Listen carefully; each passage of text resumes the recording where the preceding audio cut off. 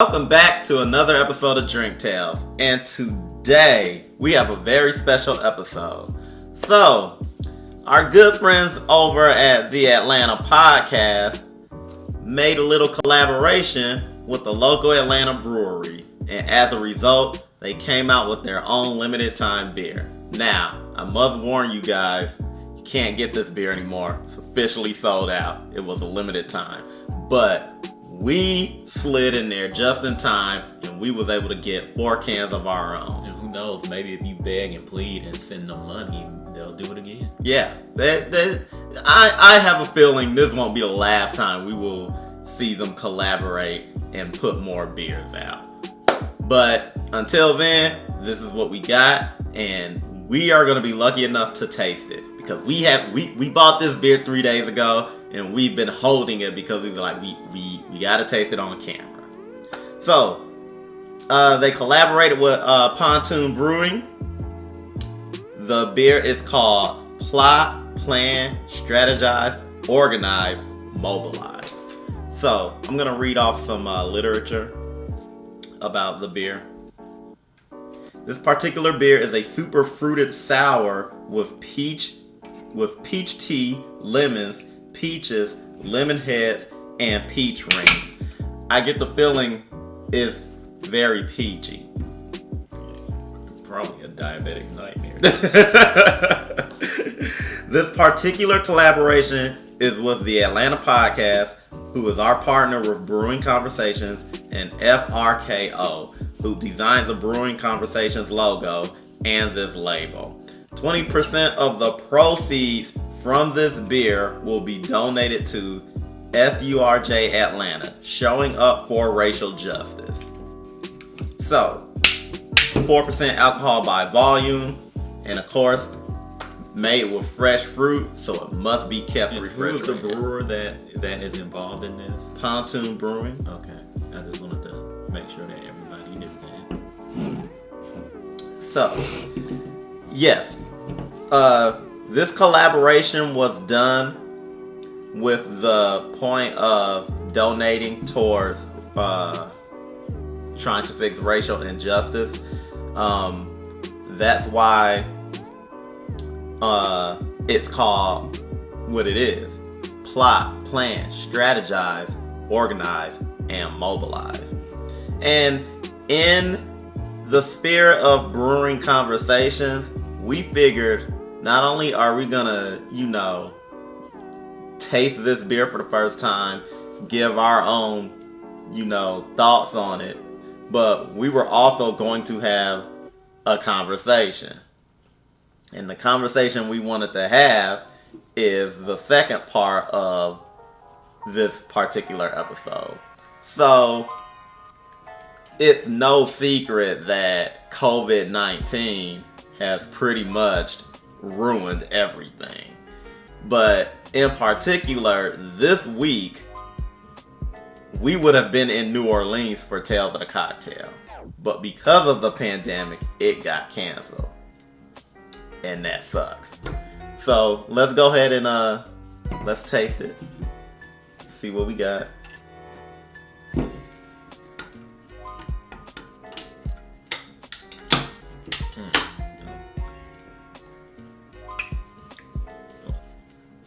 That's our first impression.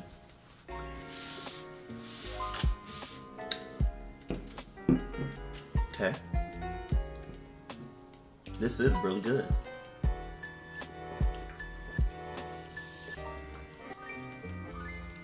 Very peachy. I see what they were going with. I can taste the candy in it.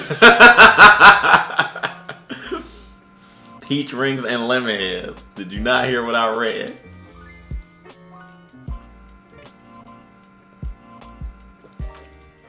That's very good. If you like the style of beer that I'm trying to think of a particular brand.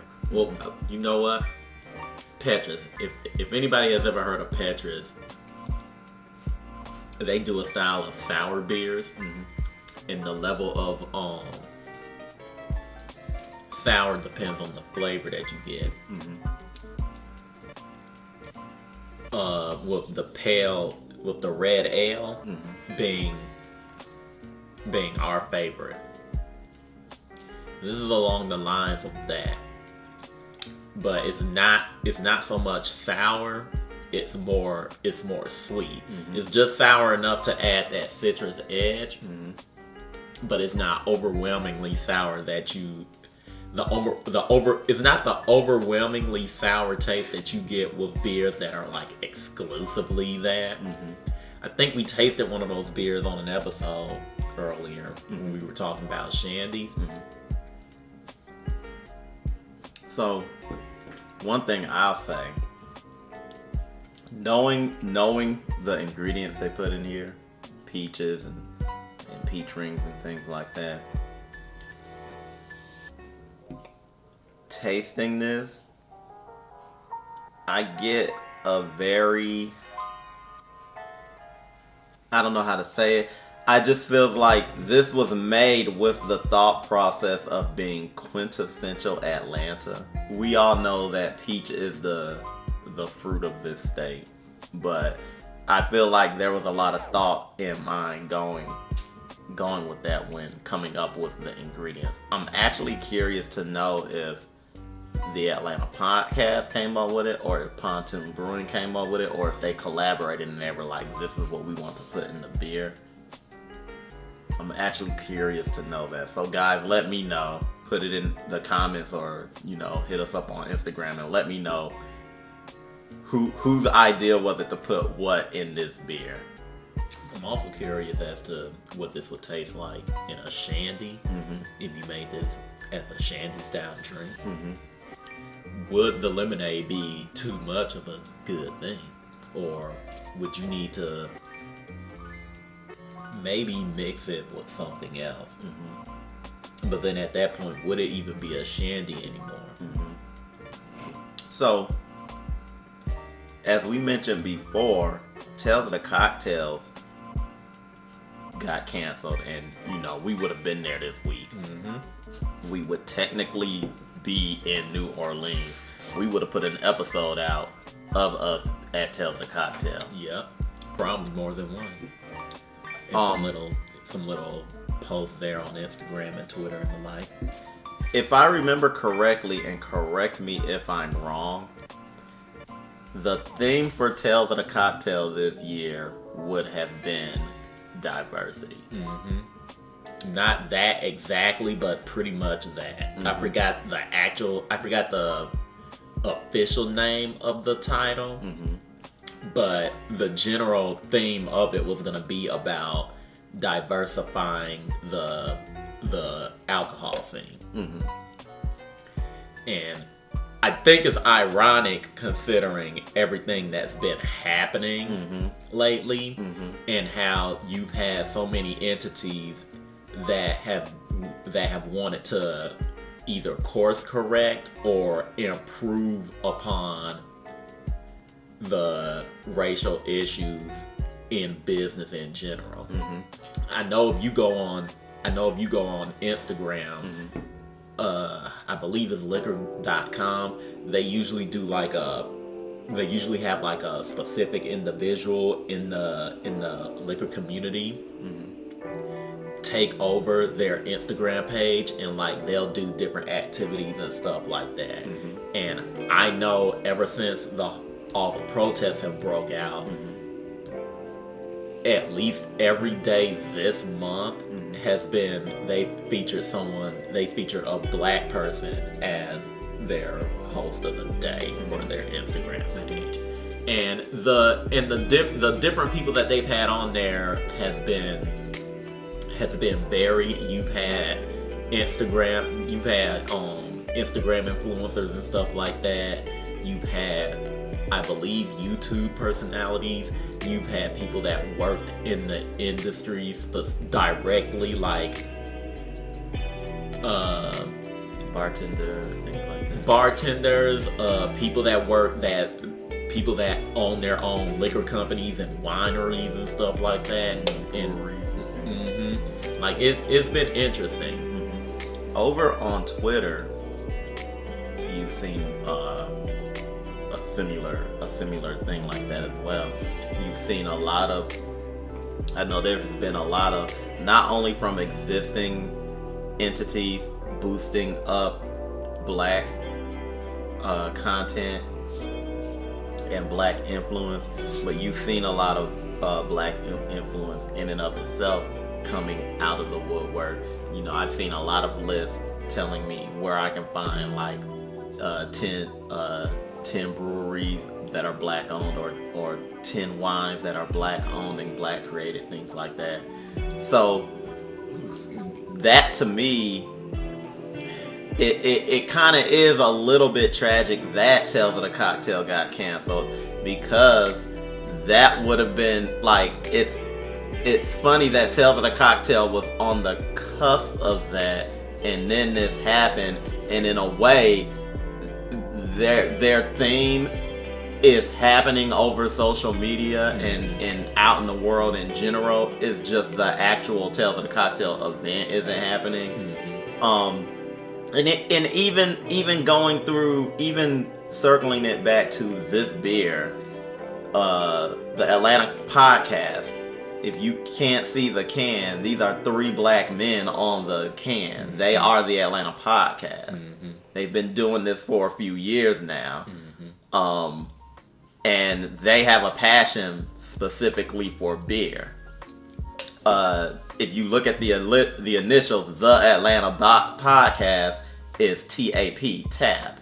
That's an allusion to beer being on tap, because they have a passion for beer, and they have a passion. If you have not listened to the Atlanta podcast, 1, you should. 2, the crux of it is them talking about various issues related to Atlanta. It's a community forward podcast. Exactly. And like I said, these are 3 black men. They are always talking about racial matters. And their guests have been varied, like all over the map, including the local brewers and stuff like that. They've had, I believe, I forgot the name of the woman. She's a news personality. Jovita Moore. Yeah, they've had her on the show, and they've discussed the similar issues and whatnot. Like, they talk about everything. You guys should go and listen to them. Like, you may learn something. And I bring that up, and the reason I wanted to talk about Tales of the Cocktail, have this conversation, is because of the fact that their theme was supposed to be diversity this year, and look what happened. And then look what happened because of what happened. Now, to be fair to Tales of the Cocktail in 2 ways, they've been doing a similar thing to liquor.com as well, where they feature prominent black people within the liquor community and what they're all about and what they've been doing.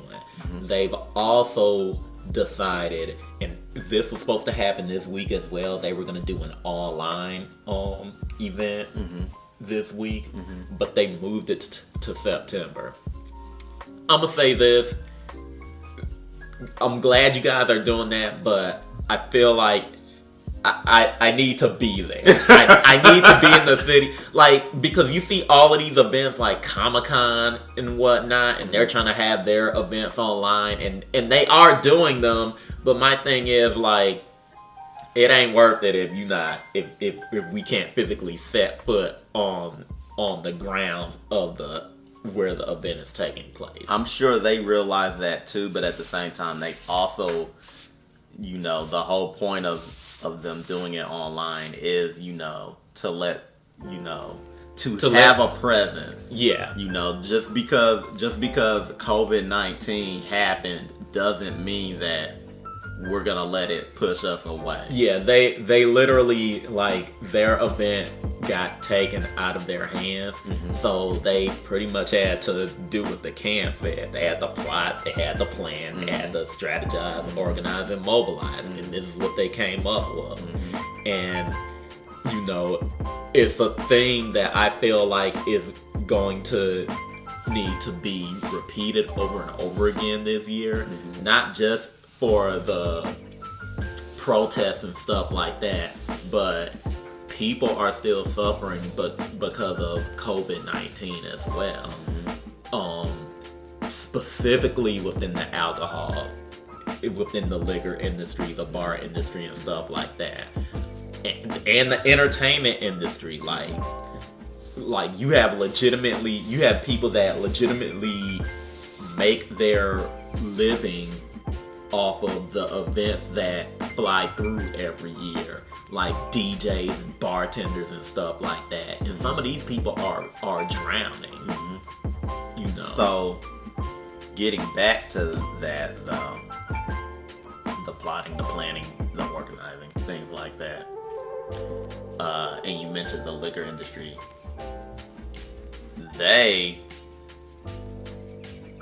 Another big thing that I've been seeing, and I've seen this on Twitter a lot, when the pandemic broke, a lot of distilleries and breweries around the country,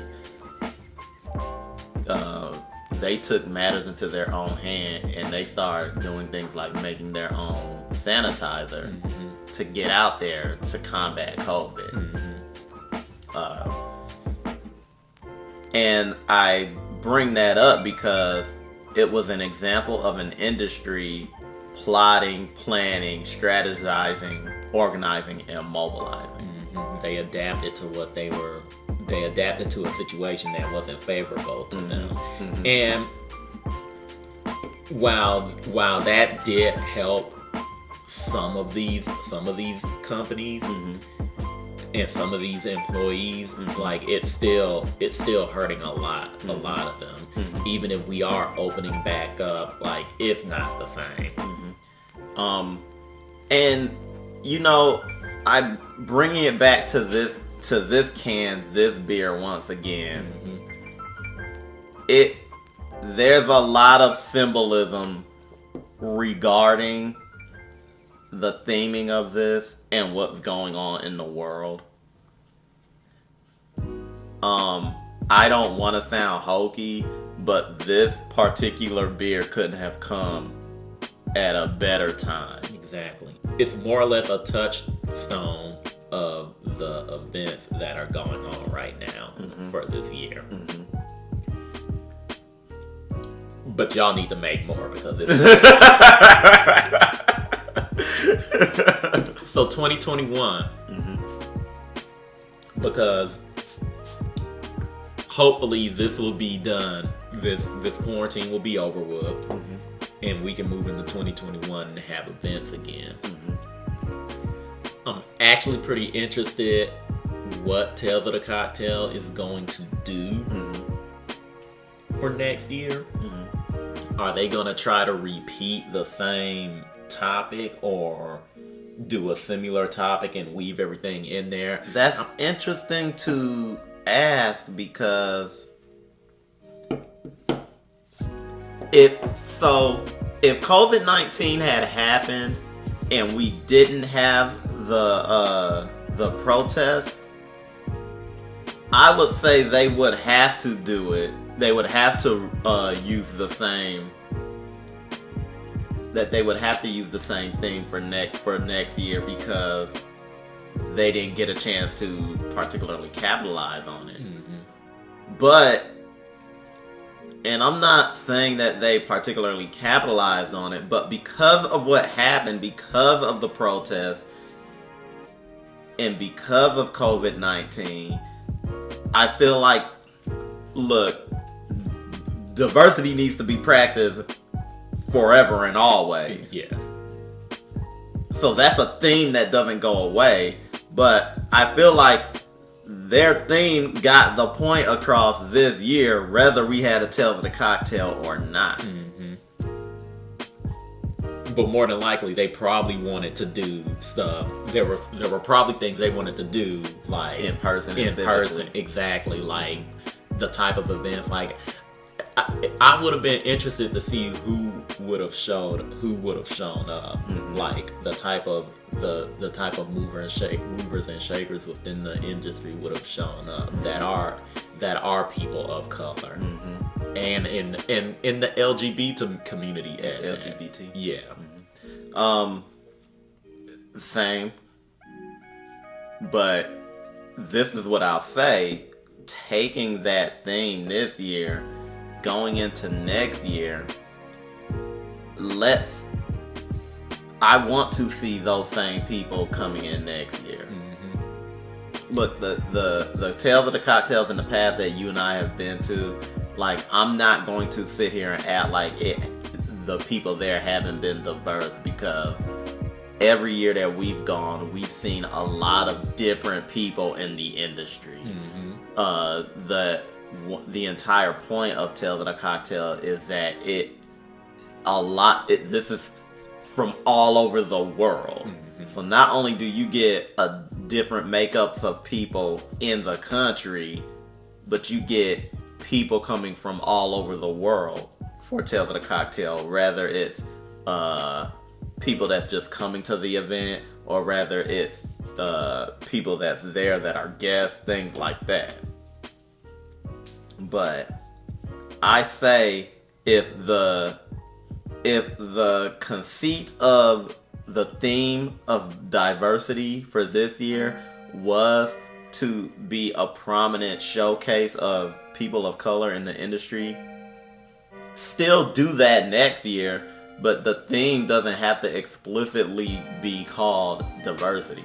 You can still do your theme. You can still do whatever theme that you had, but let's also prop up people of color in the industry. Mm-hmm. In all areas. Exactly. But you, like I said, the few years that we've gone to Tales of the Cocktail, I've seen them do that, so I have faith that is something that they will continue to do. Mm-hmm. And I would also like it, and they don't have to do this any other year. Mm-hmm. They don't have to do this moving forward. Mm-hmm. In future events, but hell, I say you make the event longer for next year, just to make up for the fact that we didn't officially get one for this year. The average Tales of the Cocktail is a week already. It's from Tuesday to Saturday. I want it Monday to If you can't do that, then extend the hours in the day. Instead of closing down at 5, close down at 10 every day.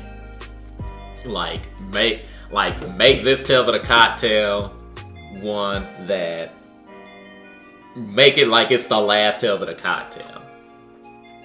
Because now we see that each year it could very well be the last one. That is true. Well, I'm out of beer. And I don't want to drink another one until a special occasion. Yeah, I'm still working on this one. So I will say this too. Mm-hmm. Outside of Tales of the Cocktail, mm-hmm. there are other events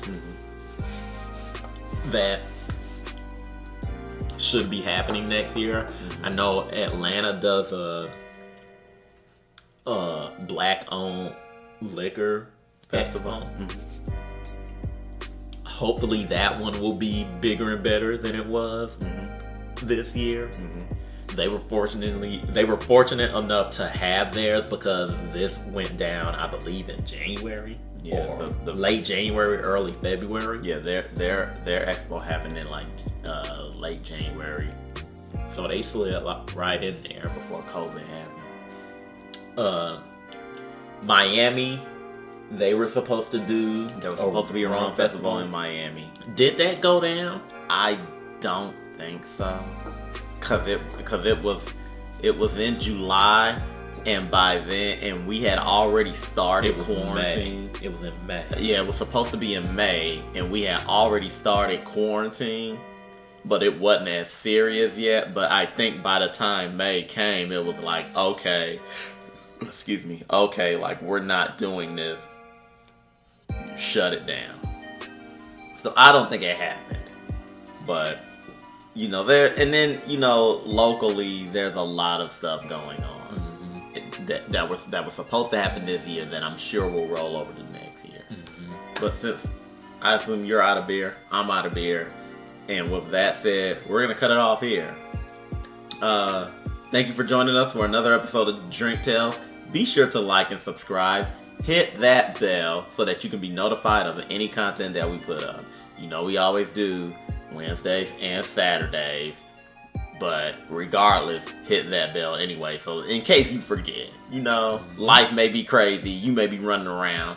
If you hit that bell, you'll know that, you know, that an episode has popped out. And then you can go back and watch it when you get the free time. Exactly.